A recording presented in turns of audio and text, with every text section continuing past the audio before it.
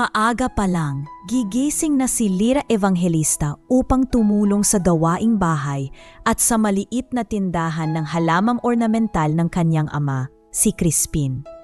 Ang maliit nilang bahay sa gilid ng bukirin ay may bakuran na puno ng paso. Bawat isa'y may iba't ibang uri ng halaman. Rosas, orchids, sansevieria at ilan pang makukulay na bulaklak. Mabango ang paligid tuwing umaga dahil sa halimuyak ng mga ito. At sa kabila ng simpleng pamumuhay, masaya silang mag-ama. Anak, pakisabuy mo na ng tubig yung mga bagong tanim nating fortune plant sa harap, ha? Tawag ni Crispin habang inaayos ang mga paso para sa mga mamimili. Opo, tay, sagot ni Lyra habang maingat na binubuhusan ng tubig ang bawat halaman. Siguradong walang patak na masasayang. Sanay na siya sa ganitong gawain mula pagkabata. Walang reklamo, walang pagod na iniinda. Lumaki siyang walang ina at tanging si Crispin lang ang naging sandigan niya. Wala rin siyang malinaw na alaala ng kanyang ina maliban sa isang lumang pendant na palagi niyang suot. Isang maliit na bilog na locket na may nakaukit na pangalan, Elvira. Noong una, inakala niya'y walang halaga ang pendant maliban sa pagiging alala mula sa isang taong hindi niya nakilala. Ngunit may kung anong misteryo sa bawat pagkakataong mahahawakan niya ito. Para bang may koneksyon siya sa isang mundo na hindi niya pa nararanasan. Isang araw, habang nag-aayos sila ng mga halaman, tinanong muli ni Lyra ang tanong na ilang beses na rin niyang natanong dati. Tay, kamusta po ba si nanay dati? Napatigil si Crispin. Bahagyang bumigat ang kanyang paghinga sa kamahinang tumugon. Anak, maliit ka pa lang nang umalis siya. Hindi ko alam kung bakit. Basta, isang umaga, wala na siya. Iniwang kanya sa akin. Hindi na muling nag-usisa si Lyra. Sanay na siya sa ganitong sagot, pero sa puso niya may kumakagat na kuryosidad at pangungulila. Tahimik ngunit masipag si Lyra. Sa eskwela, hindi siya palakipo. Mas gusto niyang magbasa sa silid-aklatan kaysa makipagkwentuhan sa mga kaklase. Pero kilala siya ng mga guro bilang masunurin at laging handa. Pagkatapos ng klase, diretso siya sa pindahan ng halaman upang tumulong kay Crispin. Ang kita nila ay sapat lamang para sa pagkain at kaulating ipon, ngunit hindi sila nagrereklamo. Isang hapon, dumating sa tindahan ang isang matandang babae na tila hindi taga roon. May bitbit itong mga mamahaling bag at nakasuot ng perla sa leeg. Magandang hapon po. Ito po ba ang tindahan ni Mang Crispin? Magalang na tanong ng babae. Oo, ako yun, sagot ni Crispin. Ano pong maipaglilingkod namin? Bibili sana ako ng mga orchids para sa bagong bahay ng anak ko. Pero, teka, ito ba ang anak mo? Sabay tingin kay Lyra. Opo, siya po si Lyra, wika ni Crispin. May kakaibang titig ang ibinigay ng babae kay Lyra. Para bang may kilala siya sa mukha ng dalaga. Ngunit hindi na ito nagsalita pa. Matapos mamili ng ilang halaman, umalis na rin ito. Ngunit sa pag-alis niya ay lumingon pa siya sandali at muling tinitigan si Lyra na may kakaibang ekspresyon. Kinagabihan, habang nag-aayos si Lyra ng mga paso, lumapit sa kanya si Crispin. Anak, alam kong minsan naiisip mo pa rin ang tungkol sa nanay mo.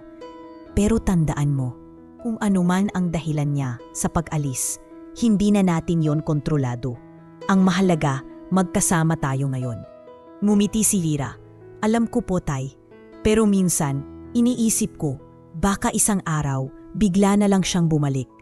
Hinaplos ni Crispin ang buhok ng anak. Kung mangyayari man yon, anak, sana handa ka. Dahil hindi lahat ng pagbabalik ay magdadala ng saya. Lumipas ang mga taon at lalo pang nahasa si Lyra sa pagtatanim at pag-aalaga ng hayop. May ilang manok, kambing at kuneho silang inaalagaan sa likod ng bahay. Alam niya ang bawat oras ng pagpapakain, ang tamang dami ng tubig at kung paano makipaglaro para masanay ang mga ito sa tao. Sa murang edad, may disiplina siya na wala sa ibang kaedad niya. Ngunit sa kabila ng masayang buhay kasama ang ama, may mga gabing hindi siya makatulog. Nakahiga siya at hawak-hawak ang lumang pendant. Iniisip kung nasaan at ano na kaya ang buhay ng babeng nabgangalang Elvira. Minsan, naiisip niyang baka may ibang anak na ito, baka may bahay sa lungsod, at baka nakalimutan na siya ng tuluyan. Isang umaga, habang abala silang mag-ama sa pag-aayos ng mga paso para sa parating na pista sa bayan, napadaan ang isang lalaking estranghero. Matangkad, may edad na at may bitbit na maliit na bag. "Magandang araw po. Kayo po ba si Mang Crispin?" Tanong ng lalaki. "Ako nga," sagot ni Crispin. "Bakit po?" "Ako po si Maz Arnel. Matagal na akong naghahanap sa inyo. Kaibigan po ako ni Elvira, ang ina ni Lira." Parang natulala si Lira sa narinig. Ramdam niya ang biglang panginginig yang kamay niya habang hawak ang hose ng pandilig. "Totoo po ba yan?" tanong niya. Tumango si Mang Arnel. Buhay siya, Ija, at may pamilya na siya sa Maynila. May anak siyang ampon, si Clarice Monteverde. "Ampon?" nagtatakang tanong ni Lira. "Bakit ampon kung buhay pa ako?" Umiling si Mang Arnel. "Hindi ko na alam ang buong kwento, pero ang alam ko, matagal ka na niyang hindi hinanap. At sa mayon, parang hindi niya alam kung paano ka kakausapin." Hindi alam ni Lira kung matutuwa o magagalit. May kaunting tuwa sa puso niya dahil buhay pala ang kanyang ina. Ngunit mas nangingibabaw ang sakit sa kaalamang may iba itong tinuring na anak habang siya'y iniwan. Nang umalis si Mang Arnel, nagtagal ang katahimikan sa pagitan nila ni Crispin. Sa huli, si Crispin ang bumasag nito. "Anak, wala akong laban sa desisyon mo. Pero kung balak mong hanapin siya, maghanda ka.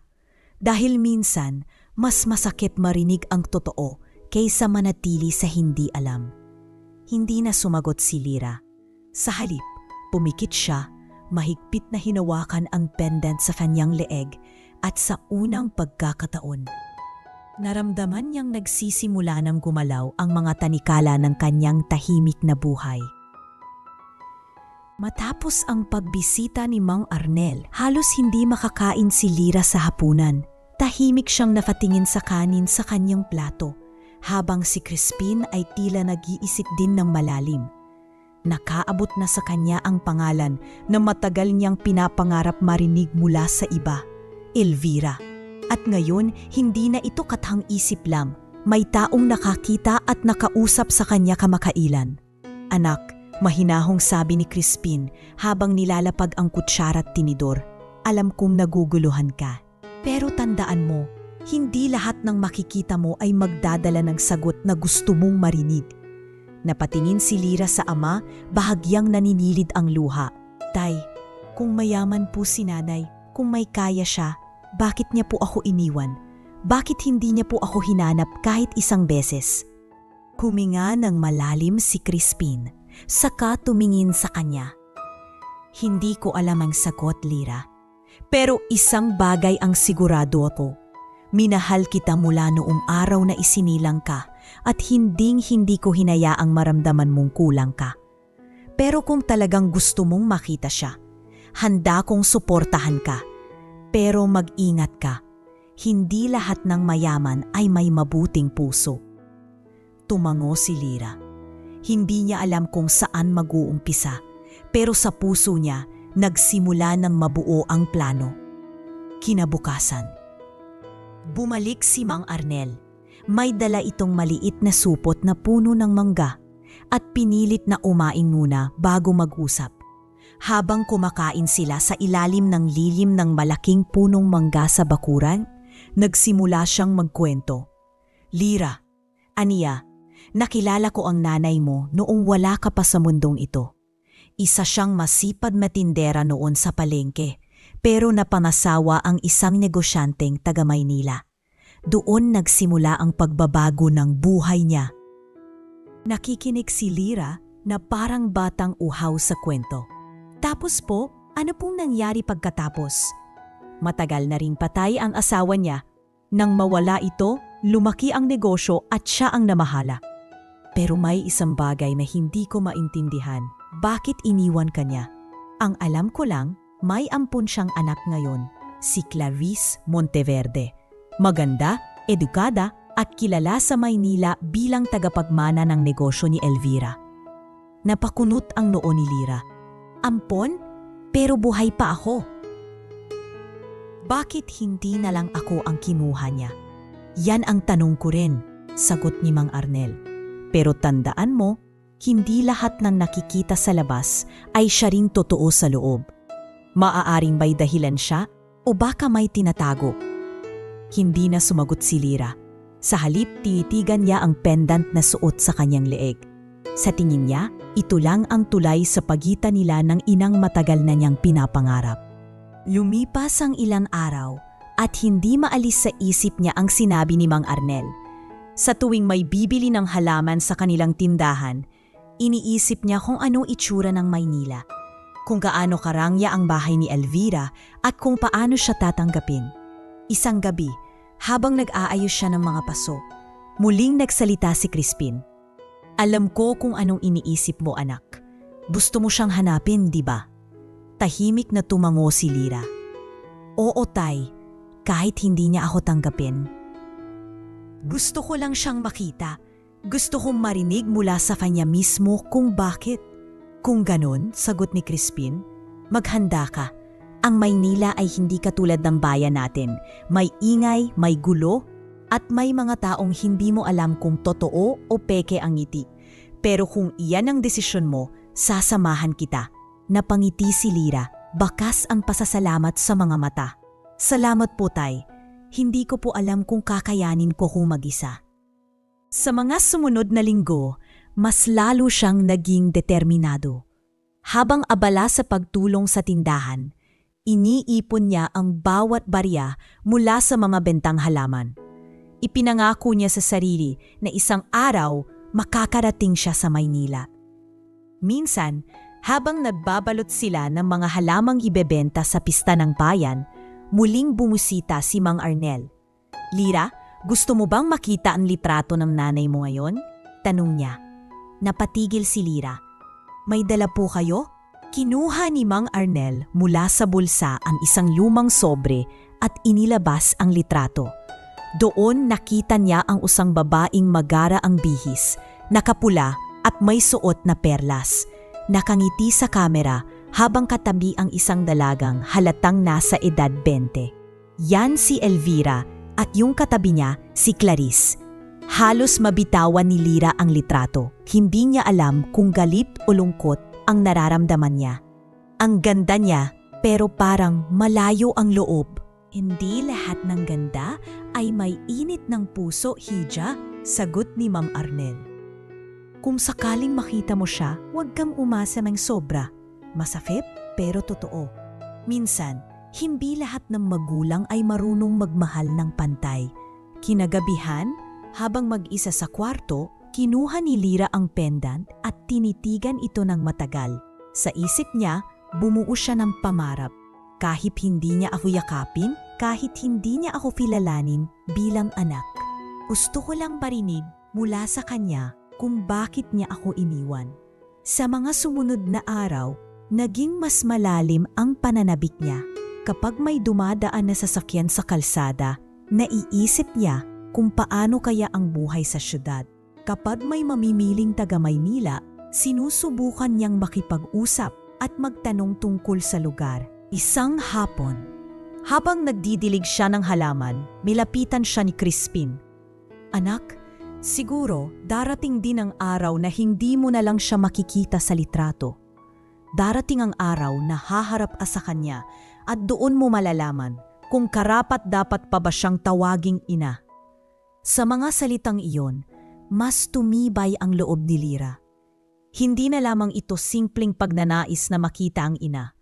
Isa na itong misyon para sa kanyang puso at pagtatao. At sa bawat patak ng tubig na maagang nagbihis si Lira ng araw na iyon, nakaayos ang kanyang simpleng bestida na gawa sa lumang tela na tinahi ni Crispin at nakasuot ng sandalyas na ilang taon nang ginagamit. Wala siyang alahas maliban sa lumang pendant na may nakaukit na Elvira sa gitna. Sa kamay niya'y mahigpit niyan hawak ang maliit na bag na naglalaman ng pamasahe at kaunting baon para sa isang araw. "Anak, sigurado ka ba dito?" tanong ni Crispin habang pinukunasan ang kaniyang mga kamay mula sa pagdidilig. Hindi natin alam kung ano ang magiging reaksyon niya kapag nakita ka. Tumango si Lyra, pilit na pinapalakas ang loob. "Tay, ilang taon na akong naghihintay. Kahit isang tingin lang, kahit isang salita lang mula sa kanya, sapat na." Bumuntong hininga si Crispin at iniabot sa kanya ang isang balot ng pandesal. "Ito, baon mo, at tandaan mo, anuman ang mangyari, hindi nababase sa pananamit o sa bulsa ang halaga ng tao." Sumakay siya ng bus patungong Maynila, bitbit ang kaba at pananabik. Habang bumabaybay ang bus sa mga kalsada, nakikita niya ang unti-unting pagbabago ng tanawin. Mula sa mga bukirin at tahimik na baryo patungo sa masisikip na kalsada at matatayog na gusali. Sa bawat kilometro, parang lumalakas ang tibok ng puso niya. Sa tulong ng direksyong ibinigay ni Mang Arnel, nakarating siya sa isang magarang hotel kung saan gaganapin ang charity event ng isang kilalang foundation na pinamumunuan ni Elvira. Hindi pa man siya nakakalapit sa entrance, ramdam na niya ang presensya ng marangyang mundo. Mga mamahaling sasakyan, mamahaling gown at suit, at mga taong may bitbit na kamera. Pumasok siya sa loob at doon niya unang nasilayan si Elvira. Nakatayo ito sa gitna ng entablado, suot ang isang royal blue na gown, perla sa leeg at nakangiti habang kinakamayan ang mga panauhin. Katabi nito ang isang dalagang halos kasing edad ni Lyra, ngunit halatang sanay sa marangyang buhay, si Clarice Monteverde. Naka-gold gown ito na kumikislap sa ilaw, hawak ang isang designer clutch at tumatawa sa mga kausap. Parang nanikip ang dibdib ni Lyra sa unang pagkakataon. Nakita niya ng malinaw ang mukha ng kanyang ina. Malambot ang mga mata, ngunit may halong distansya, at ang bawat ngiti ay para lamang sa mga tao may iniabot na donasyon. Lumapit siya at dahan-dahan, at sa bawat hakbang ay ramdam niya ang panginginig ng kanyang tuhod. Nang nasa ilang metro na lamang siya mula kay Elvira, tumigil ito sa pakikipagkamay at lumingon saglit sa kanyang direksyon. Sandali silang nagtama ng mata, ngunit sa halip na pagkilala o pagkabigla, malamig na titig lang ang ibinigay ni Elvira bago ito muling bumaling sa kausap. Bago pa makalapit si Lyra, sumulpot si Clarice sa harapan niya. "Ah, excuse me," sabi nito na may pilit na ngiti. "Bawal pumasok dito ang hindi imbitado. May dress code din in case you didn't know." Sinipat siya mula ulo hanggang paa, sakang ngumisi. "Kahit sigurong isuot mo ang pinakamahal na gown, halata pa rin kung saan ka galing." Napalunok si Lyra, pilit na pinipigilan ang luha. "Hindi ako nandito para sa party. Gusto ko lang makausap si..." "Oh, please," putol ni Clarice sabay tawa. "Kung gusto mong makausap ang mommy ko, magpa-appointment ka. Hindi siya basta-basta nagpapakita sa kung sino-sino lang. At, wait, ikaw ba yung sinasabi ni Mang Arnel dati?" Hindi na sumagot si Lyra. Ramdam niya ang pagsisikip ng paligid habang naririnig ang ilang taong nakatingin na at nagbubulungan. May ilan pang pailing-iling na para bang nahihiya sa itsura niya. Lumapit si Elvira, hawak ang braso ni Clarice. "Anak, halika na, andyan na sina congressman." Walang kahit isang sulyap para kay Lyra. Parang hangin lang siya sa harap ng sariling ina. Sa puntong iyon, parang gumuho ang lahat ng inaasahan niya.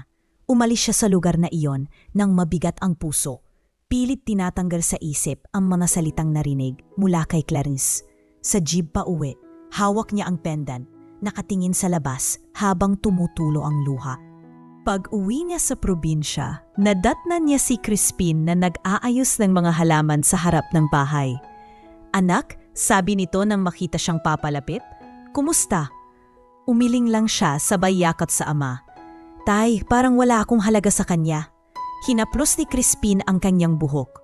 Anak, hindi mo kailangang patunayan ang sarili mo sa mga taong hindi marunong tumingin sa loob ng puso. Ang respeto, hindi yan binibili ng pera. At ang halaga mo, hindi kailanman ibabase sa tingin ng iba. Umupo sila sa harap ng bahay habang unti-unting lumulubog ang araw. Tahimik lang si Lyra, pero sa ilalim ng lungkot na bumabalot sa kanya, may bagong apoy na nagsisimulang magliyab.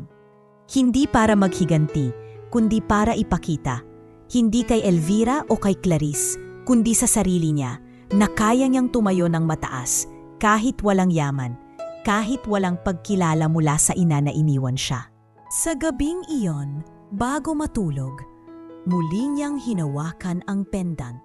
Hindi na lamang ito simbolo ng pangungulila. Sa isip niya, ito na ngayon ang magiging paalala na hindi niya kailangan ng pag-aproba ng kahit sino para maging ganap ang sarili niya. Ngunit sa isang sulok ng puso niya, may isang boses na bumubulong. Darating ang araw na makikita nilang lahat kung sino si Lyra Evangelista at hindi na siya basta-basta mapapahiya sa harap ng kahit sino. Mabilis lumipas ang mga buwan mula nang masaktan si Lyra sa unang pagtatangka niyang makilala si Elvira. Pinilit niyang ituon muli ang isip sa kanilang munting negosyo ng halaman at hayop. Ngunit dumating ang gabing hindi niya kailanman malilimutan. Ang gabing nawalan siya ng tanging pamilya. Isang madaling araw, biglang bumigay ang katawan ni Crispin habang nadidilig ng halaman. Hindi na siya umabot sa ospital. Para kay Lyra, parang biglang nawala ang liwanag sa kanyang mundo. Sa libing, walang kamag-anak mula sa panig ng ina ang dumalo, maliban sa ilang kapitbahay at kakilala sa bayan. Hawak niya ang kabaong ng ama at pakiramdam niya ay kasabay nito'y inilibing ang kanyang lakas. Sa mga sumunod na linggo, unti-unting naubos ang ipon nilang mag-ama. Kakaunti ang benta ng halaman at walang ibang pinagkakakitaan si Lyra. Isang gabi, habang mag-isa sa bahay, tumingin siya sa pendant sa leeg niya at bulong sa sarili. Hindi ako pwedeng manatili rito. Kailangan kong mabuhay, kailangan kong magsimula ulit. Bitbit ang ilang damit at kaunting pamasahe, lumuwas siya sa Maynila. Sa unang 2 linggo, halos sumuko na siya. Natutulog siya sa isang maliit na inuupahang kwarto na amoy kulob at araw-araw naglalakad para maghanap ng trabaho. Ngunit isang umaga, habang dumadaan sa gilid ng highway, napansin niya ang isang lumang tindahan ng farm supplies, Rowell's Agri Depot. Pumasok siya at sinalubong ng isang lalaking may edad, kayumanggi ang balat at may ngiti na parang sanay makipag-usap sa kahit sino. Iha, anong maipaglilingkod namin? Tanong nito. Mag-a-apply po sana ako, kahit anong trabaho po, sagot ni Lyra, halos hindi makatingin sa mata ng kausap. Ako si Rowell, may-ari nito, pakilala ng lalaki. Hindi kami madalas kumuha ng bagong tauhan, pero mukhang kailangan namin ng dagdag na kamay. Marunong ka bang magbuhat ng sako, mag-ayos ng order at magbenta? Tumango si Lyra. Kahit ano po sir, marunong din po akong mag-alaga ng hayop at magtanim. Napangiti si Mang Rowell. Sige, simula ka bukas. Minimum lang ang sahod ha? Pero libre kape at pandesal dito. Doon nagsimula ang bagong yugto ng buhay ni Lyra. Sa tindahan, nakilala niya si Iska, isang masayahing babaeng kaedad niya na matagal ng tindera roon. Mabilis silang nagkapalagayan ng loob. Basta Lyra, sabi ni Iska sa unang araw, dito sa Maynila matututo kang maging matibay. Maraming uugoy sa iyo para bumagsak, pero dapat marunong kang kumapit. Sa bawat araw na lumilipas, natuto si Lyra ng mga bagay na malayo sa nakasanayan niya sa probinsya. Natuto siyang tumanggap at maglista ng order ng feeds, magbenta ng gamot para sa hayop at makipagtransaksyon sa mga customer na minsan ay magaspang ang ugali. Hindi rin naging madali ang pakikisalamuha sa ibang tindahan na tingin sa kanya ay baguhan at walang alam. Isang hapon, pumasok ang isang customer na tila walang pasensya. "Miss, bakit ang tagal ng order ko? Parang ngayon ka lang nagtrabaho ah." Singhal nito. Hinugot ni Lyra ang lakas ng loob at ngumiti. "Pasensya na po sir, pero siguro mas bibilis tayo kung makikipag-usap kayo ng maayos. Pare-pareho po tayong may trabaho rito." Napatigil ang lalaki, saka umismib pero tumahimik. Nang umalis ito, lumapit si Mang Roel at tinapik si Lyra sa balikat. "Ganyan ang gusto ko sa tauhan. Marunong sumagot ng may respeto pero hindi nagpapaloko. Huwag kang papayag na maliitin ka." Sa gabing iyon, habang nag-aayos ng paninda, kinausap siya ni Iska. "Alam mo, Lyra, hindi ka katulad ng ibang bagong salta rito sa Maynila. May lakas ka sa loob kahit tahimik ka. Basta kapag may nangangapi sa'yo, tandaan mo, hindi ka na bata sa baryo. Nasa lungsod ka na at dapat marunong kang lumaban." Naging mabilis ang pagkatuto ni Lyra. Hindi nagtagal, siya na ang pinagkakatiwalaan ni Mang Roel sa pag-aayos ng inventory at pakikipag-usap sa malalaking supplier. Naging paborito rin siya ng ilang suki dahil marunong siyang magbigay ng payo sa tamang pag-aalaga ng hayop. Isang araw, habang nagbabalot ng order, napatingin siya sa salamin sa dingding ng tindahan.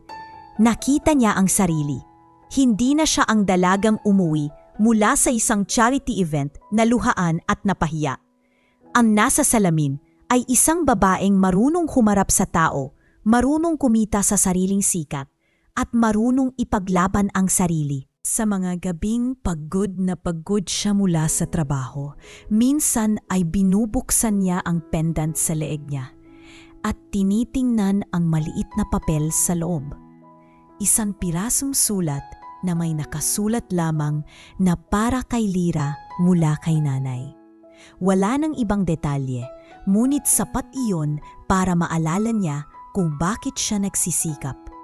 Isang gabi, habang nagkakape sila ni Iska sa harap ng tindahan, tinanong siya nito, "Lyra, ano ba talaga ang plano mo?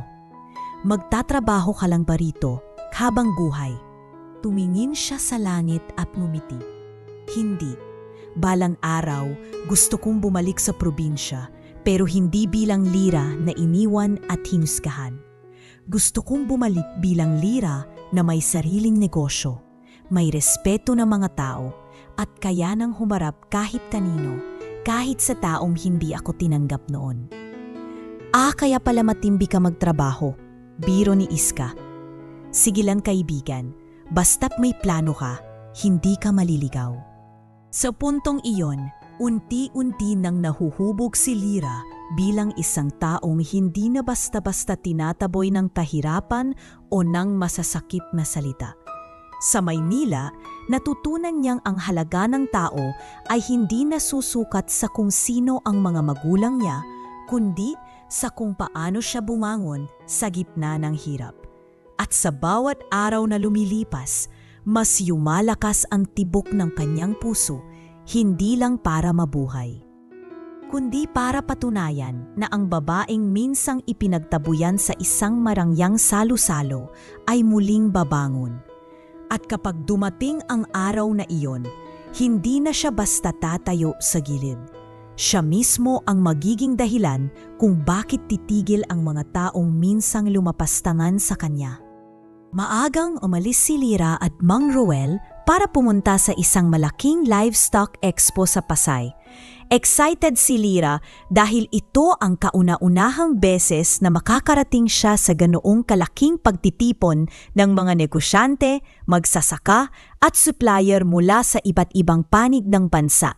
Malawak ang venue, puno ng mga booth na nagbebenta ng feeds, hayop, kagamitan sa bukid at kung ano-ano pa.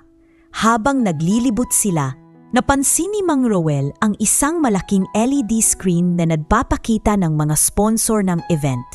Nakasulat doon sa malaki, Monteverde Agro Corp, major sponsor. Nang makita iyon, para bang nanlamig ang pakiramdam ni Lira. Alam niyang iyon ang kumpanyang pag-aari ni Elvira, ang kanyang ina. "Uy, ayos to ah," sabi ni Mang Roel habang tinitingnan ang booth ng Monteverde Agro. "Baka makakuha tayo ng magandang deal sa feeds kung makausap natin ang mga tao nila." Tahimik lang si Lira, pinipilit na itago ang kaba. Pero habang papalapit sila sa booth, may narinig na siyang pamilyar na tawa. Nang lumingon siya, nakita niya si Clarice. Naka-eleganteng corporate dress, may suot na mamahaling relo at kausap ang ilang empleyado na parang mga alagad niya. "Good morning, Miss Clarice," bati ng isang supplier. "Ang ganda po ng presentation ninyo kanina." "Of course," sagot ni Clarice, may halong yabang sa boses. "Kailangan kasi sa negosyo. Marunong kang magdala ng pangalan. Hindi gaya ng iba na kahit anong ayos, mukhang hamog sa lipunan." Kasabay ng sinabi niya iyon ay ang pagbaling ng tingin niya kay Lira. Diretsyo sa mga mata. Napatigil si Lira, ramdam ang pagsaksak ng salita. Hindi lang ito insulto. Alam niyang may mali siya at tuwirang pang-aalipusta ito. Ilang tao ang napatingin sa kanila, may ilan pang nagbulungan. "Clarice," sabi ng isa sa mga empleyado, "kilala mo pala siya?" "Oh, this one?" tawa ni Clarice. "She's a nobody.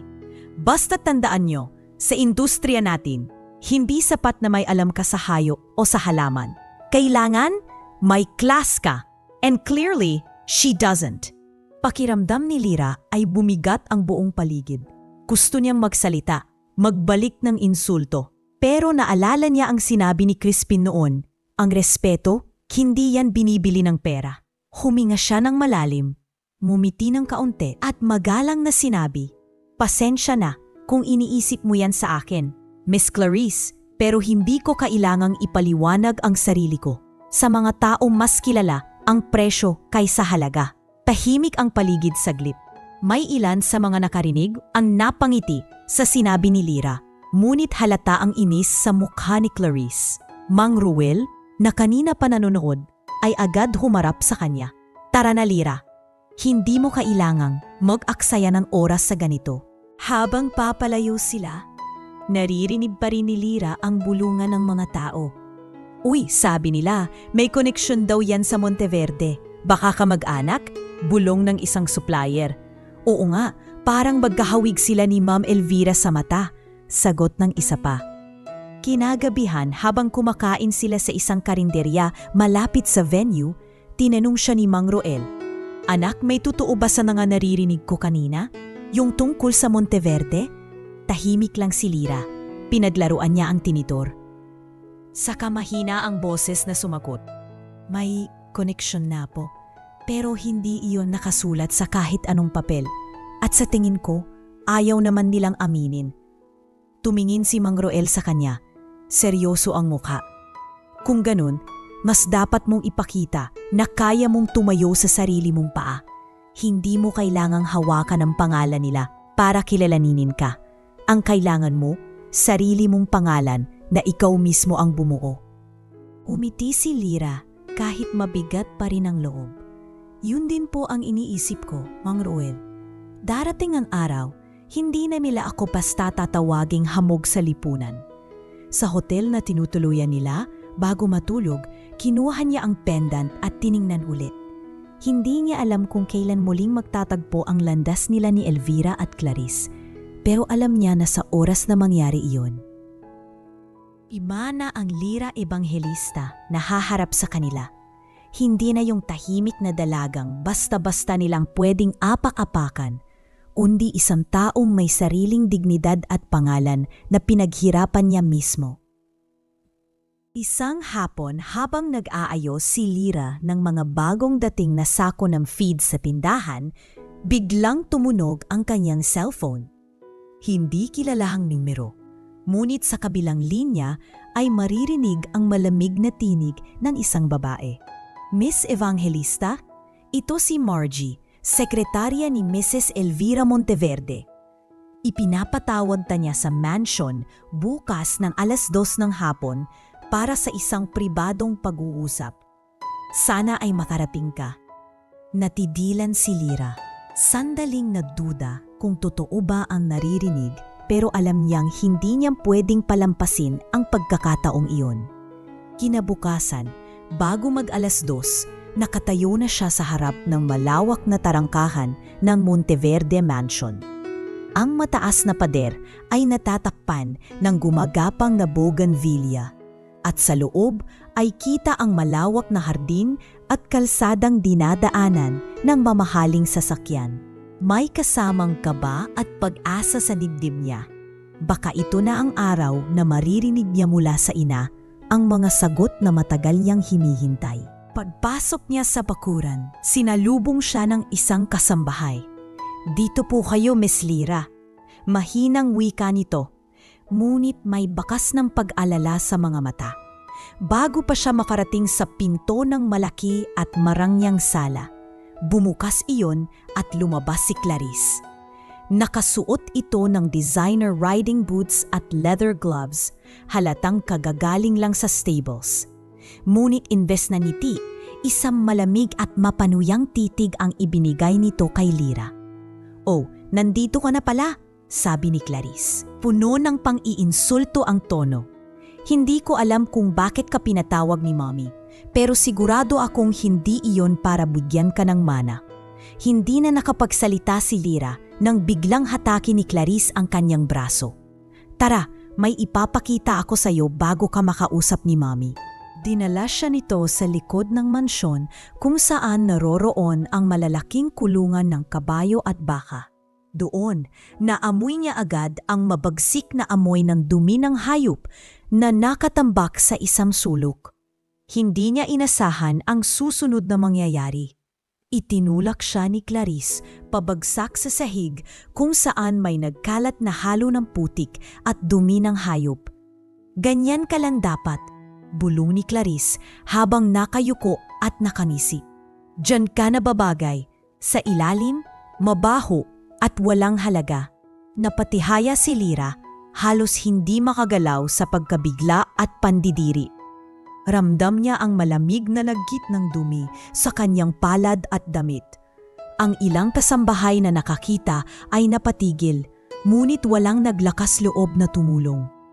May ilan pang napayuko na lang, halatang ayaw makialam. Sa gilid ng lugar, nakatayo si Elvira, maayos ang bihis, hawak ang isang tasa ng tsaa. Tinitingnan niya lang ang nangyayari, walang kahit anong ekspresyon sa mukha.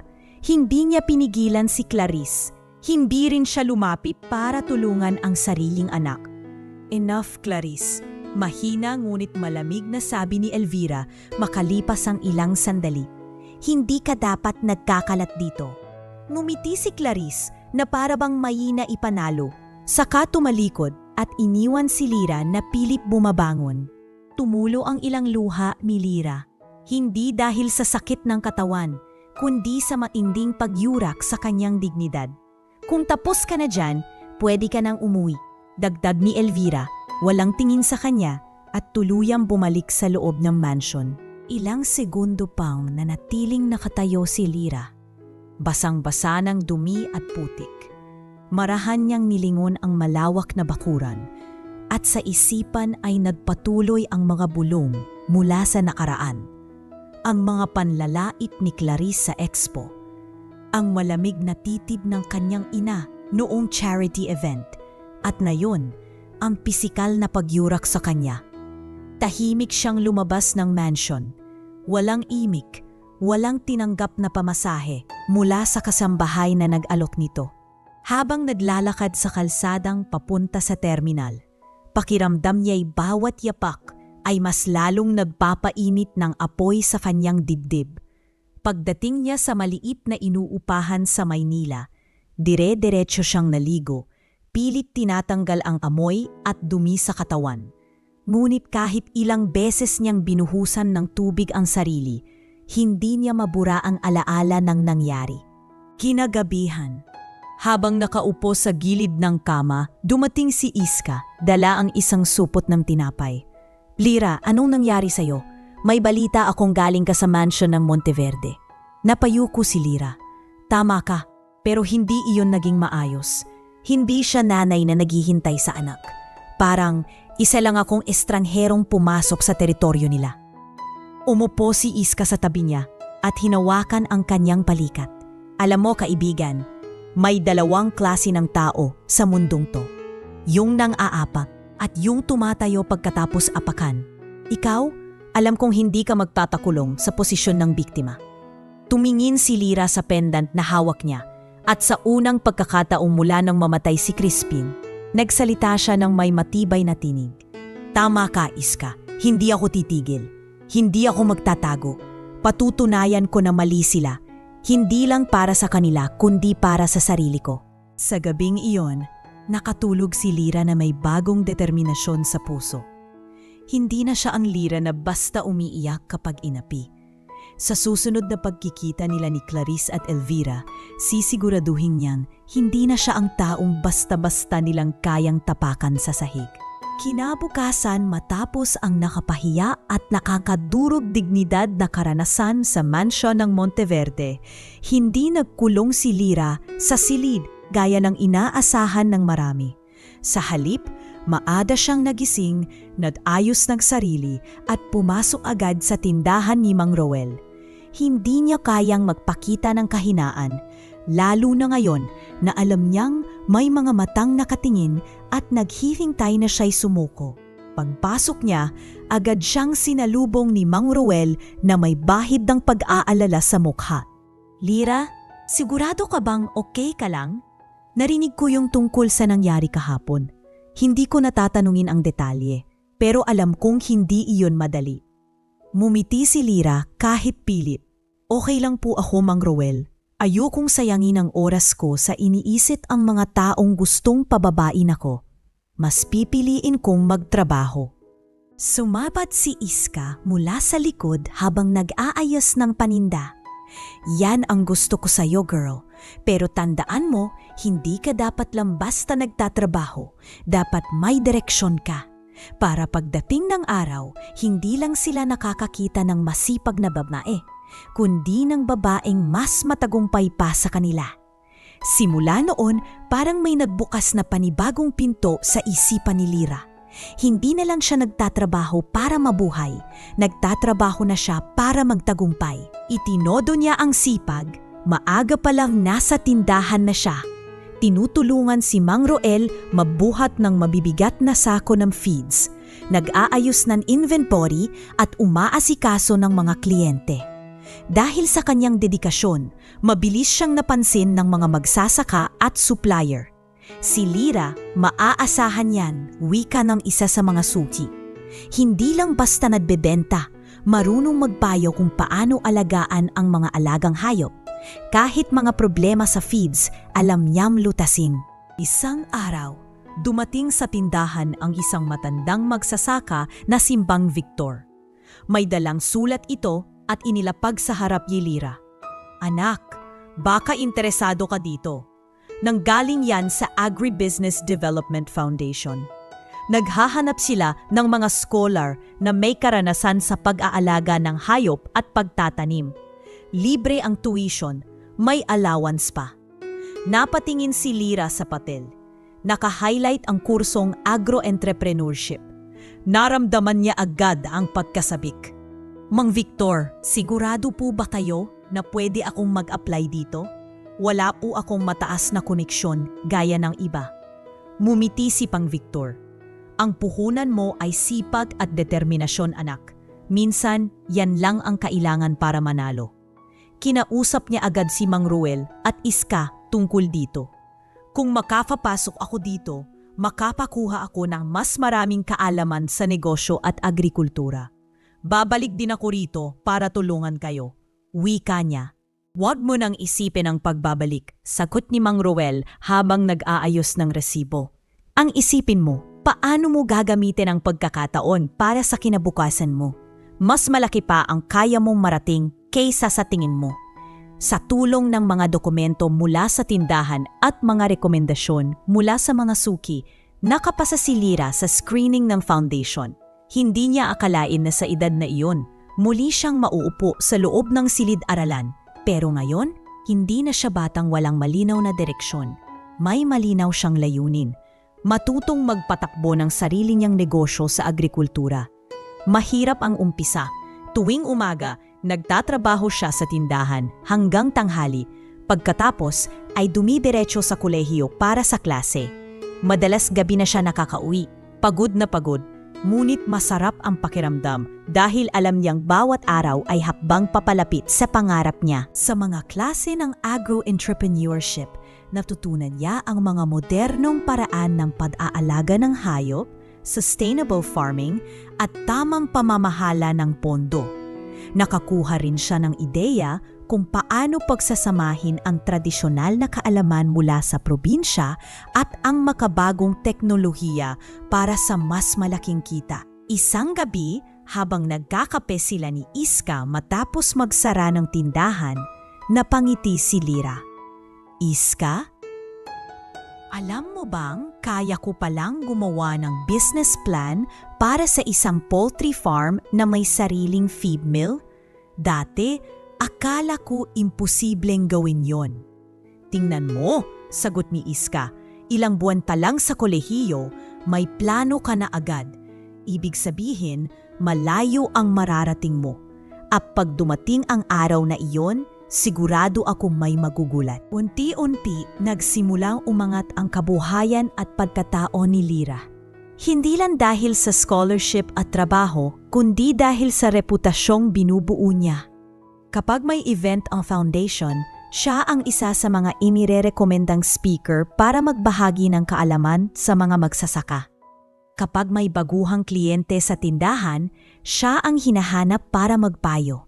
At sa bawat papuri at pagkilala na natatanggap niya, mas lalo niyang naiisip ang araw na muling haharap siya kay Clarice at Elvira.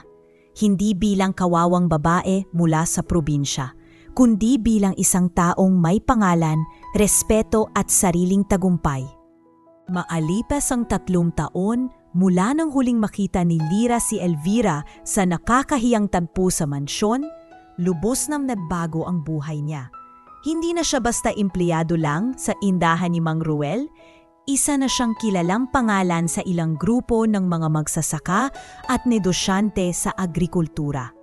May sarili na siyang maliit na poultry business at nakaipon na rin ng sapat para sa sariling lupain tinatamnan.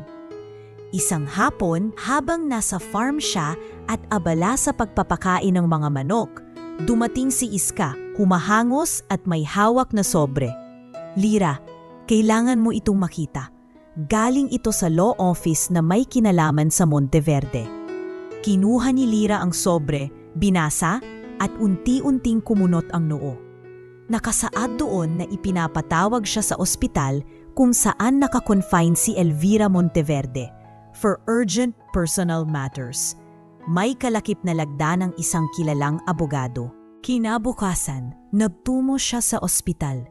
Habang papasok sa pribadong silid, napansin niya agad ang matinding amoy ng antiseptic at ang tunog ng monitor na sinusubaybayan ang tibok ng puso.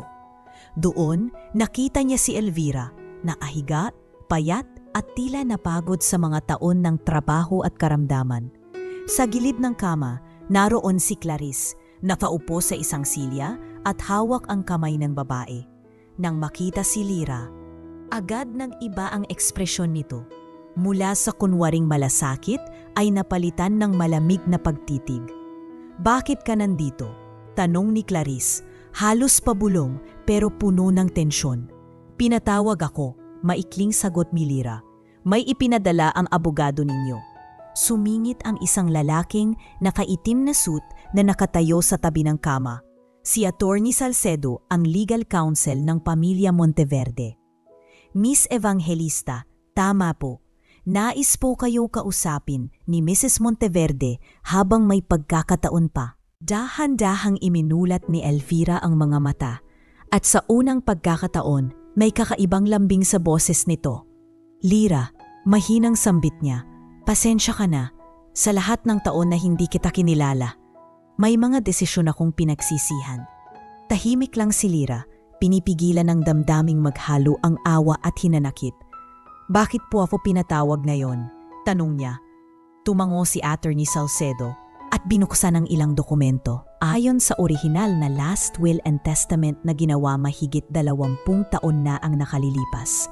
Kayo po, Miss Lyra Evangelista, bilang tanging anak na may dugong Monteverde, ang legal na tagapagmana ng ilang ari-arian at pondo. Ang kabuuang halaga ng inyong makukuha ay 50 milyong piso, buod pa sa 2 lupain na nakapangalan sa inyo. Para bang natigil ang oras sa loob ng silid, napatingin si Lyra sa abogado, saka kay Elvira. Na tila inaantay ang kanyang reaksyon. Ngunit bago pa siya makapagsalita, biglang nagsalita si Clarice. Ano? Halos pasigaw na wika nito. Paano naman ako? Ako ang nag-alaga kay Mommy. Ako ang tumulong sa negosyo sa lahat ng taon na to. Miss Monteverde, sagot ng abogado, nananatiling kalmado. Wala po tayong maaring gawin. Nasa batas po na ang dugong anak lamang ang may karapatang magmana sa ilang personal na ari-arian at pondo. Ang mga natitira pong asset ng kumpanya ay sa inyo pa rin. Natahimik si Clarice pero halatang nanginginig ang mga kamay. Ang dating kumpiyansa sa kanyang mukha ay napalitan ng takot at galit. Hindi niya inaasahan na ang babaeng tinuring niyang walang halaga noon ang siyang magmamay-ari ng ganoong kalaking yaman. Bumaling muli si Elvira kay Lyra, may bahid ng pagmamakaawa sa mata. Hindi ko hinihingi na patawarin mo ako agad, pero gusto kong malaman mo sa huling pagkakataon na mahal kita kahit naging duwag ako noon. Hindi agad nakasagot si Lyra. Maraming bagay ang gustong sumiksik sa kanyang bibig. Lahat ng sakit, lahat ng alaala ng kahihiyan. Ngunit pinili niyang magpakatahimik. Tumayo siya at mahinang sinabi, kung iyan ang huling habilin ninyo, tatanggapin ko, pero hindi para sa luho. Gagamitin ko para sa bagay na hindi ninyo kailanmang nagawa para sa akin, ang protektahan at ipaglaban ang aking sarili.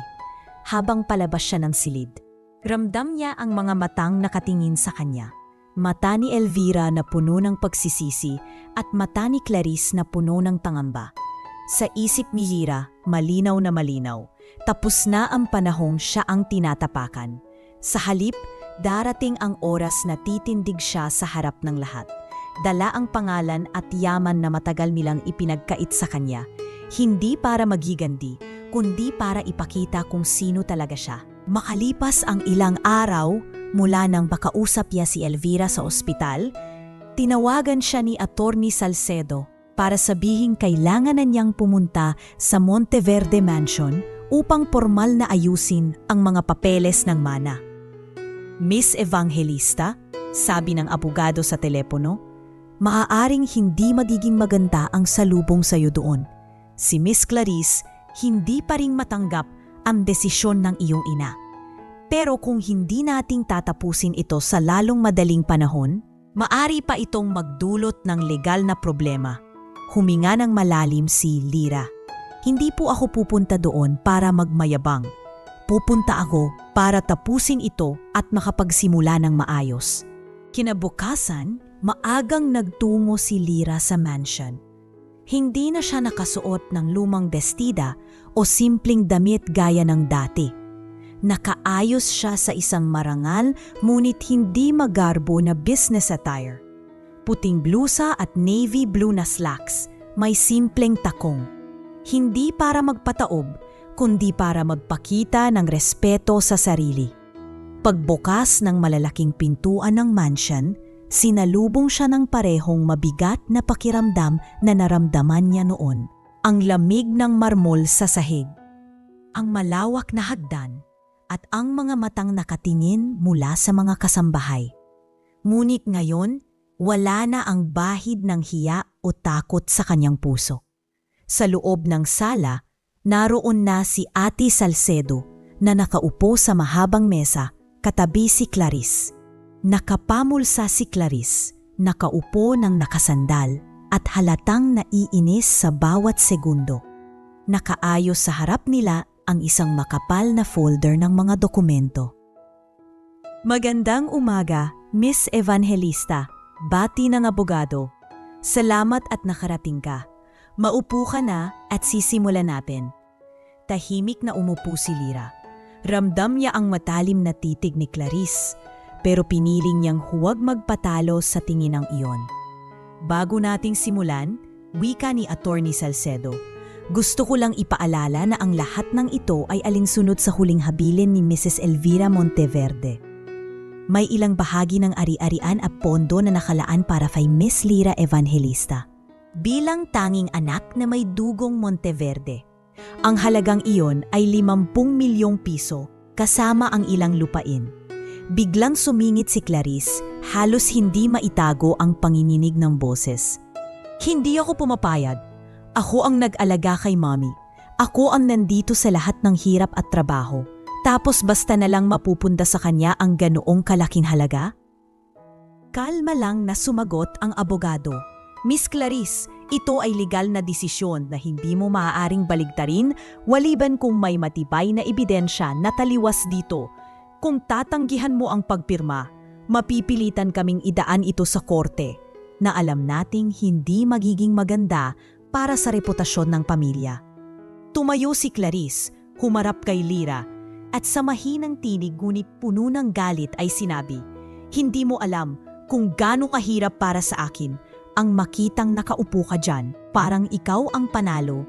Tumingin si Lyra sa kanya, hindi mayabang, hindi ring patanong, kundi isang matatag at mahinahong tingin.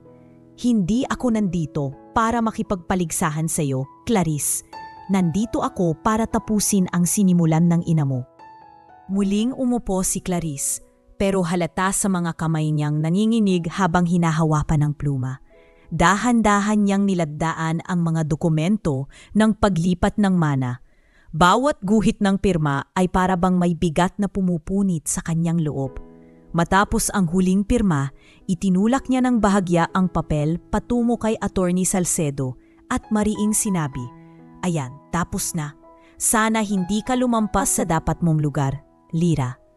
Hindi nagsalita si Lyra. Tumayo lamang siya.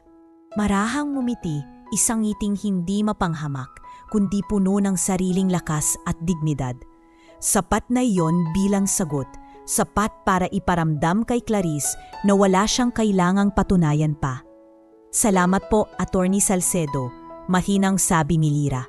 "Sa inyo na po ang susunod na hakbang." Nagpaalam siya at lumabas ng mansion.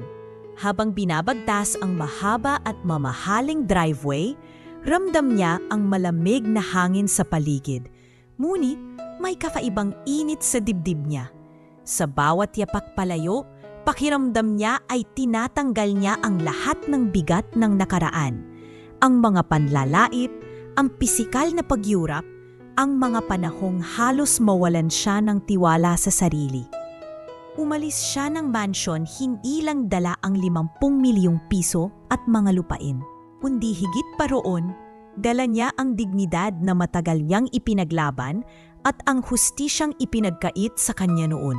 At sa isip niya, malinaw ang layunin. Gagamitin niya ang yaman para itayo ang buhay na hindi nila kailanman maaring yurakan muli. Pagkalipas ng ilang linggo mula nang formal na maisalin sa kanya ang mana, tahimik si Lyra sa mga mata ng publiko.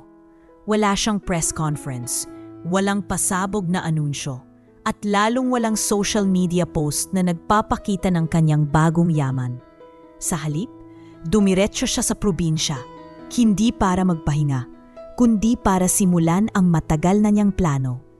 "Lyra, sigurado ka ba dito?" tanong ni Iska habang nakatingin sa malawak na lupang nabili nila sa gilid ng bayan. "Ang laki ng puhunan na ilalabas mo. Pwede ka namang bumili ng bahay sa Maynila, magnegosyo ng mas madali, at mabuhay na parang reyna." Ngumiti si Lyra, nakatingin sa mga kalabaw na malayang nanginginain sa kabilang bakuran. "Iska, hindi ako lumaban at nagtiis ng ganito para lang umupo at magpakasasa sa pera. Ang gusto ko, may magbago sa lugar na kinalakihan ko. Ayokong maranasan ng ibang kabataan ang gutom at kakulangan ng oportunidad na pinagdaanan ko. Sa tulong ng mga koneksyon na nakuha niya mula sa foundation at sa mga kilala niya sa agribusiness, sinimulan niyang itayo ang Eco Livestock Farm, isang modernong pasilidad para sa pag-aalaga ng hayop na gumagamit ng renewable energy at eco-friendly waste management. Hindi lang ito para kumita, kundi para maging training ground ng mga kabataang gustong matuto ng makabagong agrikultura. Isang linggo matapos simulan ang proyekto, nag-organisa siya ng pagpupulong sa barangay hall. Dumalo ang mga magsasaka, kabataan at ilang lokal na opisyal. Gusto kong malinaw sa lahat, panimula ni Lira, na hindi ito basta negosyo. Gusto kong magbigay ng trabaho sa mga taga rito at magturo sa mga kabataan kung paano gawing sustainable ang agrikultura. Kung may magaling sa inyo sa pag-aalaga ng hayop o pagtatanim, bukas ang pintuan namin. Agad kumalat ang balita. Ang dating walang-wala at hamog sa lipunan ay ngayon nagbibigay ng trabaho at kaalaman sa bayan. Mula sa unang batch ng mga empleyado, karamihan ang mga magsasakang nawalan ng lupa, mga out-of-school youth at ilang single parents. Hindi lang trabaho ang ibinigay ni Lira. Nablaan din siya ng pondo para sa scholarship program sa mga kabataang gustong mag-aral ng kursong may kinalaman sa agrikultura at agribusiness. Hindi sapat na may farm tayo ngayon. Paliwanag niya sa isang meeting kasama ang mga scholars. Kailangan may susunod na henerasyong magpapatuloy at magpapabuti pa nito. Sa loob ng 2 taon, lumago ang Eco Livestock Farm. Nakilala si Lira sa mga lokal na pahayagan at programang pangkabuhayan. Pinawang siya ng media bilang ang babaeng may pusing bukid, isang bansag na unang narinig niya mula sa isang matandang magsasakang tinulungan niyang makapagsimula ulit ng sarili nitong taniman ng gulay. Alam mo, iha, sabi ng matanda, ang puso mo, hindi lang para sa sarili mo, para yan sa buong bayan. Bukod sa pagpapatakbo ng farm, isa pa sa ginawa ni Lira ay bilhin muli ang lumang bahay na kinalakihan nila ni Crispin. Bagaman sira-sira na ang ilan sa mga dingbing at bubong, hindi niya ito pinabaklas. Sa halip, pinaayos niya ito at pinanatili ang orihinal na disenyo. Bakit hindi mo nalang ipagawa ng bagong? Tanong ni Iska habang pinagmamasdan ang mga karpinterong abala sa pag-aayos. Kasi dito ako natutong maging matatag, sagot ni Lira. Hinahaplos ang lumang poste ng bahay. Dito ako natutong magtanim, mag-alaga ng hayop at humarap sa kahirapan. Hindi ko buburahin ang alaala ni Tatay Crispin. Gusto kong may lugar akong babalikan para ipaalala sa sarili ko kung saan ako nanggaling. Nang maapos ang renovation, ginamit niya ang bahay bilang isang maliit na agri-learning center para sa mga bata. Tuwing Sabado, may mga workshop tungkol sa pagtatanim, pag-aalaga ng manok at kambing at simpleng bookkeeping para sa maliit na negosyo. Sa veranda, nakasabit ang isang larawan ni Crispin na may kasamang simpleng karatula. Ang respeto, hindi yan binibili ng pera. Habang tumatagal, mas lalo niyang naiintindihan na ang yaman, kahit gaano pa kalaki, ay walang saysay kung hindi ginagamit para magdulot ng pagbabago. Isang gabi, habang nakaupo siya sa beranda ng bagong ayos na bahay, kinausap siya ni Iska. Alam mo, Lira, wika ni Iska habang umiinom ng kape. Hindi lahat ng nakakatanggap ng ganitong yaman ay gagamitin ito tulad ng ginawa mo. Marami, mauubos lang sa luho. Pero ikaw, iba ka.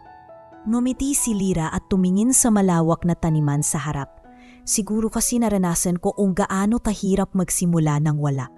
Ayokong sayangin ang pagkakataon. Hindi ko man mababago ang nakaraan, pero kaya kong ayusin ang hinaharap. Hindi lang para sa akin, kundi para sa mga taong tulad ko. At doon, sa katahimikan ng gabi, malinaw sa kanya na ang totoong tagumpay ay hindi nasusukat sa dami ng pera sa bangko. undi sa dami ng pusong natulungan at binigyan ng pag-asa.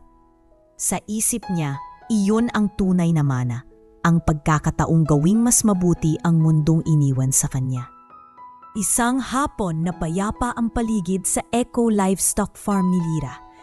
Habang abala siya sa pag-inspeksyon ng bagong poultry section, may yumapit na bantay at mahina ang boses na nagsabi, "Ma'am, may bisita po kayo. Babae, mukhang may edad na, nakaputing bestida, naka-wheelchair." Napahinto si Lyra. May kung anong kutob sa dibdib niya. At nang lumakad siya patungo sa waiting area ng farm, tumambad sa kanya ang isang mukha na matagal niyang iniiwasan. Si Elvira. Maputla ito. Halatang mahina at may kasamang isang nurse. "Lyra," mahina ngunit malinaw na sambit nito. "Patawarin mo ako kung basta na lang ako sumulpot dito. Alam kong wala akong karapatang humarap sa'yo, pero hindi ko na kayang dalhin ito hanggang sa huling araw ko." Tahimik lang si Lyra habang nakatayo sa harap niya. Naramdaman niya ang bigat ng hangin sa pagitan nila. At kahit pa matagal na mula nang huli silang mag-usap, sariwa pa rin ang alaala ng lahat ng sakit at kahihiyan. "Bakit ngayon lang?" tanong ni Lyra. Walang pagtaas ng boses, pero may bigat sa bawat salita. "Bakit mo ako iniwan noon at pinalitan ng ibang tao na walang dugong koneksyon sa'yo?" Huminga ng malalim si Elvira, saka nagsalita. "Natakot ako, Lyra. Noon, bata pa ako at hawak ng pamilya ko ang lahat ng desisyon sa buhay ko. Nang malaman nilang buntis ako, nagbanta sila kapag ipinaglaban kita, mawawala sa akin ang lahat. Negosyo, pangalan at kinabukasan. At duwag ako. Mas pinili kong itabi ka at kunin si Clarice bilang ampon dahil alam kong mas matatanggap siya ng pamilya." Natahimik si Lyra. Pilit hinuhugot ang sarili mula sa pait na bumabalot sa kanyang puso. "Kaya pala, kahit isang beses, hindi mo ako hinanap. Mas pinili mong paniwalaan na wala na ako para mas madali para sa'yo." Tumango si Elvira, bakas sa mata ang pag-amin. "Oo, at yun ang pinakamalaking kasalanan ko. Hindi ako naging ina.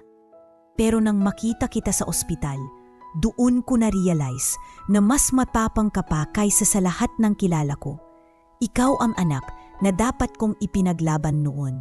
Umupo si Lyra sa harap niya. Tinitigan ang kanyang ina. Mahaba ang katahimikan bago siya muling nagsalita. "Elvira, hindi ko maibabalik ang nakaraan. Hindi ko rin kayang kalimutan ang ginawa mo. Pero pipiliin kong patawarin ka. Hindi para sa'yo, kundi para sa sarili ko. Ayokong mabuhay na may galit na pilit kong tilatago." Naluha si Elvira. Nanginginig ang kamay na pilit inaabot si Lyra. "Salamat. Kahit hindi mo na ako tawaging nanay. Salamat." Hindi sumagot si Lyra, ngunit hinawakan niya ang kamay nito, isang simpleng kilos na tila nagpatunaw sa yelo sa pagitan nila. Pagkatapos ng ilang minuto, muling nagsalita si Lyra. "Pero malinaw tayo, Elvira. Hindi ko na ibabalik ang relasyon na hindi kailanman naging buo. Pwede tayong maging magkaibigan, pero hindi na magiging gaya ng dapat sana."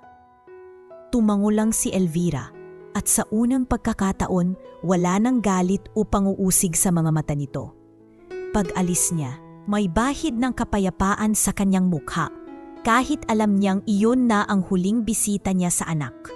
Samantala, ibang balita naman ang umabot kay Lyra makalipas ang ilang buwan.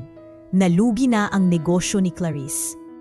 Lumabas sa pahayagan ang mga ulat ng maling pamamahala, utang sa bangko at pagkawala ng ilang kliyente. Isang kaibigan ni Iska ang nagkwento. Umalis na raw si Clarice sa Maynila. Hindi na alam kung saan nagpunta, pero balita'y nasa malayong probinsya. Tahimik na namumuhay. Wala nang naramdaman si Lyra na maghihiganti o saya sa nangyari. Sa halip, napaisip siya. Ganito siguro ang sinasabi nilang karma. Kapag masyadong umasa sa yabang at kasakiman, wala talagang tumatagal. Isang gabi, habang nasa veranda ng lumang bahay na pinaayos niya, kasama si Iska. Pinag-usapan nila ang lahat ng nangyari. Kung tutusin, Lira, wala ka nang dapat patunayan sa kahit sino, sabi ni Iska. Lahat ng inapi ka noon, nakita na kung ano ka ngayon. Mumiti si Lira at tumingin sa malawak na bukirin sa harap. Hindi na importante sa akin kung nakita nila o hindi. Ang mahalaga, alam ko sa sarili ko na kahit ilang beses akong tinapatan, tumayo ako. At ang tinayuan ko, hindi lang para sa sarili ko, para rin sa iba. Sa katahimikan ng gabi, habang hinahaplos ng malamig na hangin ang kanyang piski, malinaw kay Lira ang aral, ang kayamanan at kapangyarihan nawawala. Pero ang dignidad at kabutihang loob, kapag pinili mong alagaan, iyon ang tanging bagay na mananatili hanggang huli. Makalipas ang ilang taon mula nang magbago ang takbo ng buhay ni Lira, masasabing isa na siyang haligi ng agrikultura sa kanilang probinsya. Kilala siya hindi lamang bilang may-ari ng isang matagumpay na eco-livestock farm, kundi bilang isang taong may pusong handang tumulong at magbigay ng inspirasyon. Sa bawat barangay event, palaging naroon ang kanyang pangalan sa listahan ng mga panauhing pandangal. Hindi para magpasikat kundi dahil tunay na inaamangan ng mga tao ang kanyang mga salita. Isang araw, inimbitahan siyang magsalita sa graduation ceremony ng isang lokal na agrikulturang training center na siya mismo ang tumulong pondohan. Suot lamang ang kanyang simpleng puting blouse at maong. Walang alahas maliban sa lumang pendant na minana niya. Tumayo siya sa entablado at ngumiti sa mga nakikinig. Alam niyo, panimula niya, maraming taon din akong itinuring na wala. Hamog sa lipunan, sabi nga nila. Pero natutunan ko na ang respeto at tagumpay. Hindi yan ibinibigay, pinagtatrabahuhan yan. At higit sa laham, pinapanday ng puso. Tahimik ang lahat, nakikinig sa bawat salita niya. Maraming beses akong inapi, tinapakan at iniwan. Pero pinili kong tumindig, hindi para ipakita sa kanila na mali sila, kundi para ipakita sa sarili ko na kaya ko. Kaya niyo rin. Matapos ang talumpati, isa sa mga batang scholar niya ang lumapit, si June, na dati out-of-school youth. Ate Lira, sabi nito, kung hindi dahil sa scholarship mo, baka nga sa kalsada pa rin ako ngayon. Salamat kasi tinuruan mo kami hindi lang ng agrikultura, kundi kung paano maging matatag. Mumiti si Lira at tinapik ang balikat ng binata. June, tandaan mo, ang tunay na yaman ay nasa puso. Kahit anong galing o yaman mo, kung wala kang malasakip, wala ring saysay. Sa kabila ng malaking kita ng kanyang negosyo, pinanapili niyang simple ang pamumuhay. Nanatili siya sa probinsya, sa parehong bahay na pinagawa niya mula sa lumang tahanan nila ni Crispin. Hindi siya bumili ng mamahaling kotse. Ang gamit niyang sasakyan ay isang matibay na pickup na ginagamit din sa farm operations. Kapag bumibisita sa bayan, madalas mo siyang makikitang nakikipagkwentuhan sa mga magsasata sa palengke para bang hindi siya nagbago kahit naging milyonarya. Isang gabi, habang kasama si Iska sa veranda, pinag-usapan nila ang lahat ng pinagdaanan. Lira, sabi ni Iska habang nakatingin sa malayo, kung iisipin mo, ang dami nang nagbago sa buhay mo.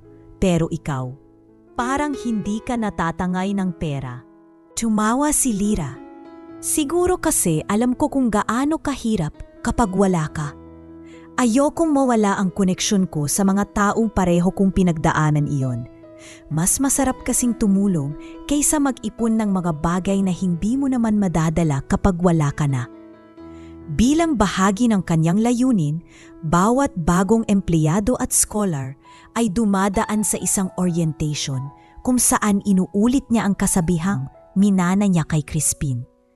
Ang respeto, hindi yan binibili ng pera at dinagdag niya pa ang sarili niyang linya. Ang tunay na yaman nasa puso. Minsan, tinanong siya ng isang mamamahayag sa isang panayam para sa isang national business magazine. Miss Evangelista, kung babalikan mo ang lahat ng pinagdaanan mo, mula sa kahirapan, pang-api, Hanggang sa tagumpay na yon, ano ang pinakamahalagang aral na gusto mong ibahagi sa mambabasa? Diretsong tumingin si Lyra sa kamera na ang buhay ay parang pagtatanim.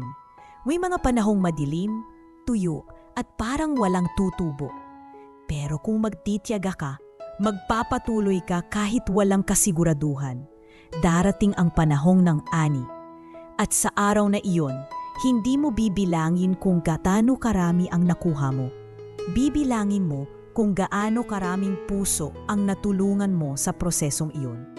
Naging viral ang panayam na iyon at mas dumami pa ang kabataang na-inspire sa kanyang kwento. Ngunit sa kabila ng lahat, hindi nagbago ang kanyang rutina. Tuwing umaga, bago sumikat ang araw, naglalakad siya sa farm. Tinitingnan ang mga hayop, mga tanim at mga empleyado na abala sa kani-kaniyang gawain. Isang madaling araw, habang mag-isa siyang naglalakad sa gitna ng malawak na bukirin, huminto siya at tinanaw ang paligid. Ang hangin ay malamig, may halong amoy ng damo at lupa. Sa dulo tanaw niya ang lumang bahay na dati nilang tirahan ni Crispin, na yon ay napapalibutan ng mga punong itinanim niya mismo. Ngumiti siya, marahang hinawakan ang pendant sa leeg at bulong sa hangin. Tay, natupad ko na. Sa sandaling iyon, ramdam ni Lyra ang tunay na kahulugan ng lahat ng pinagdaanan niya. Hindi ang pera, hindi ang titulo, kundi ang kapayapaan sa puso na dala ng kaalaman na kahit ilang ulit siyang pinabagsak ng mundo, mas pinili niyang tumindig at magpatuloy. At ngayon sa bawat yapak niya sa lupang bunga ng kanyang sariling pagsisikap, alam niyang iyon ang tunay na gantimpala. Habang unti-unting sumisikat ang araw at tinatamaan ng gintong liwanag ang buong bukirin, nagpatuloy siyang naglalakad, payapa, masaya at puno ng pasasalamat sa lahat ng naging bahagi ng kanyang paglalakbay. Sa huling yugto ng kanyang paglalakbay, natutunan ni Lyra na ang tagumpay ay hindi nasusukat sa dami ng kayamanang hawak mo, kundi sa dami ng pusong natulungan mo sa pag-akyat mo sa rurok.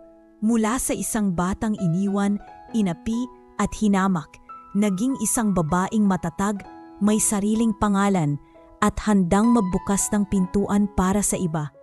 Sa bawat binhing itinanim niya sa bukirin at sa puso ng mga taong kanyang tinulungan, alam niyang patuloy na tutubo ang kwento ng pagbangon, kabutihan at pagpatawad.